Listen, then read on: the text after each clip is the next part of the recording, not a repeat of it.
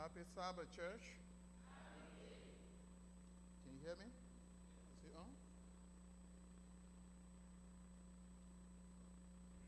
on? Happy Sabbath. It's great to be here this afternoon actually. We had such a wonderful time on Zoom this week. What do you say? And those of you who are there with us, you learned some things. Stewardship is not about money at all. Because money has only the value that you place on it. But by itself, it has no value. It's just a piece of paper. So this week, one of the things we tried to do was to introduce God's people to their true nature. Because when you understand who you really are, the steward that you are, it is easier to give. It's not about money, it's about knowing who you are. And we tried our best to try to bring it to your attention. And most of what we talk about during this week, I wrote 2 little books here. One is entitled His Address, meaning that we are God's address. He dwells in us. Amen? Amen. Amen. Just imagine the powerful God, the one who said, let there be and there was. This God who created the vast universe, localizes himself to live in you. That is such a power. And because he localizes himself to live in you as his address, he has selected you, therefore, to do business on earth as him, as his ambassadors. So those of you who will be interested, you can see me afterward, because most of what we talk about with Bible texts and everything is in here. Amen? I'm glad to be here. I want to thank your First Elder Bowden, and also, what's Joshua Ghanaian's name? Cabinet? Oh, Joshua Dianaran.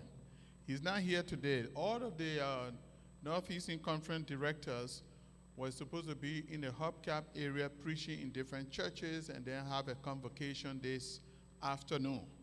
And I was supposed to be one of them. But when he asked me to do this, I thought that was important. He also told me that you people think so big that you bought such a huge building. You need to say amen. You know, maybe the building is so big it scares you. That's why you need to know who your God is. If you know who your God is, what you just did by moving here, you have the mind of growth. You will never grow when you will never grow when you are in a small little place. You need to be here, because pretty soon, if you realize who you really are, money is not an issue. Money is not an issue. God is much bigger than money. So somebody asked during the Zoom meeting, they said, Pastor, all week, instead of talking about money, we thought it was stewardship, but you talk about something different. And I promised I was going to bring something that you people understand to be stewardship from the book that all of you understand about stewardship, which is Malachi 3. We've read it already. First, again, I want to commend you people for the move that you have made to be here.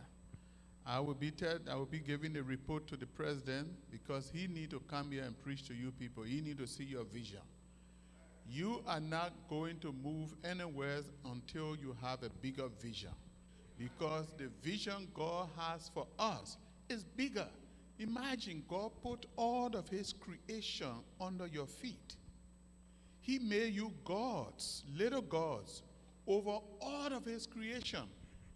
He never made you God over another man. He made you God over all other creation, even the atmospheric heaven. You have control over that. That's stewardship. And that's what I want you to understand. So today, one of the things that had destroyed us is found in this text in Malachi 3. We're going to be talking about it. And so pay keen attention. The text was read to you. But let me start reading from verse 6. It says, For I am the Lord, I changed not. Therefore ye sons of Jacob are not consumed. Then it went to verse 7. Even from the days of your fathers ye are gone away from my ordinances, and have not kept them. Then God says something that is very strange. He said, Return unto me. Return unto me, and I will return unto you. In other words, God said, Return unto me, and all that I have to give you, you will receive it. Then it went on by saying, But ye say, Wherein shall we return? Will a man rob God? Yet ye have robbed me. But ye say, Wherein have we robbed thee? These are very strong words, the word rob. Wherein have we robbed thee? In tithes and offerings. Now watch the bombshell. Therefore ye are cursed with a curse. Two curses. Ye are cursed with a curse, For ye have robbed me, even this whole nation. Bring ye all the tithes into the storehouse, that there may be meat in my house, said the Lord. Prove me now herewith, said the Lord of hosts, if I will not open you the windows of heaven and pour you out a blessings, that there shall not be room enough to receive it.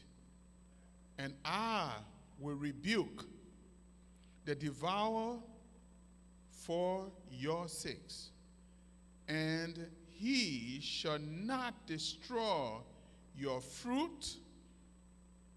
You should not destroy the fruit of your ground, which is your bank account, wherever your income is. Neither shall your vine cast her fruit before the time in the field, said the Lord of hosts. And all nations shall call you blessed, for ye shall be the delightsome land, said the Lord of hosts. I'd like for us to unpack this. This is a teaching moment. When you read Malachi 3, one of the things that jump at you is the fact that this loving God that we've been talking about all week said that he is cursing you with two curses. Now, how God can be loving and curse his precious jewel? Is that what the text is saying? The children of Israel have strayed away from God. Again, stewardship is not about money. They strayed away. And the reason why is because God's people have taken what was placed under their feet and placed it above themselves. Everything that God created, including money. In fact, money is something that we invented. The true wealth are the precious jewels. But when you put that which was intended to be your servant as Lord over you, then disbursing it becomes very difficult. And that was the problem that Israel was having. And so God said, return unto me, and I will return unto you. But ye have gone astray. And God said, because of this, because you are robbed me. Now the word rob is not an ordinary stealing. A person is robbed when the person is ruffled, when the person is beaten. If you were traveling on the subway and somebody hold you at gunpoint, beat you up, take out all of your belongings, or when you walk into your house and walk into a thief who was in your house at the time you walk in, and they beat you up, they rob you, they tie you, they do all kinds of things to you, that's robbery. That's not stealing. So this is why Israel was shocked. When God said, you have robbed me, they said, wait a minute, God, we don't even see you. To rob somebody, you had to physically cause physical harm to a person. We don't see you. How do you say that we have caused physical harm to you? God said, because you have caused physical harm, what you have done, you don't see me, but by you being selfish, you tied my both hands to become the God that I am. Because my nature is to give, to bless. But when you do what you do, you literally bound me up from being who I am.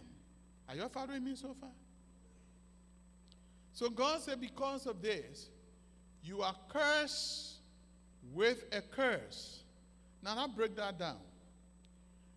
At first read, it appeared that God is so angry that he is cursing us for not being faithful. But that is not what the text is saying. In the original text, there are two different Hebrew words that were used to describe the curse. Two different words. But those two words were translated as curse in the same verse. God said, you are cursed with a curse. Now, the first word is ara. Ara meaning, by you not giving, you unplug yourself from the source of life. It's not God who is cursing you. It's not God who is trying to curse you. God is saying, by your act of unfaithfulness, you have deliberately and intentionally removed yourself from the source of all life. And the second word that was translated as curse in the Hebrew is the Hebrew word mara. And the word mara is the same word from which our English word derived, called mortuary or morgue. What does that mean? Death. So what God is saying, because you detach yourself from the source of life, the only sure result is death. You all follow me so far? So God is saying, you are cursed with a curse. It's not him who cursing you. God is saying, you deliberately remove yourself from the source of life. And when you do that, when you take yourself away from life, the only other opposite direction is death. So, okay, let me add it straight.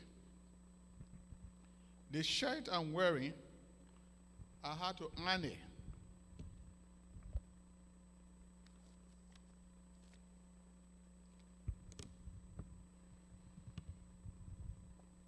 I have to iron the shirt. But to iron the shirt, I had to plug it into the outlet. Once I plug that iron into the outlet, what happened to the iron? It gets hot, right? When I'm done ironing the shirt, I unplug the iron. Is the iron still hot? Immediately when I unplug it, the iron is still hot, correct? It looked hot, it appeared hot, it looked like life is in it. But over time, what happened to the iron? It grows cold. There is no more fire in the iron because the iron have been disconnected from the source of current. So in the same way, God is saying, like the iron, you unplug yourself from the source of life by your unfaithful attitude.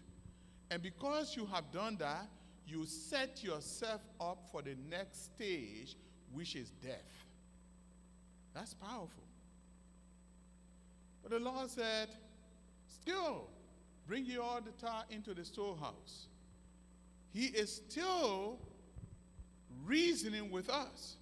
He said, in spite of your foolishness in doing what you are done, in spite of it all, I still am waiting to bless you. Then he said, bring ye all the tar and test me if I will not open the windows of heaven and pour you out a blessing. Now the word blessing is a Hebrew word which means to have the last word. Okay, it may not mean anything to you. But having the last word means this.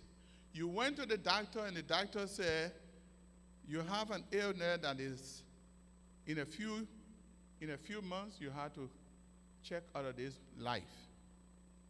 That's what the doctor says. But because you are a child of God and because you are faithful, God is the only one who has the last word in your life. It's not the doctor. When you are faithful to God, He is the only one who pronounces the last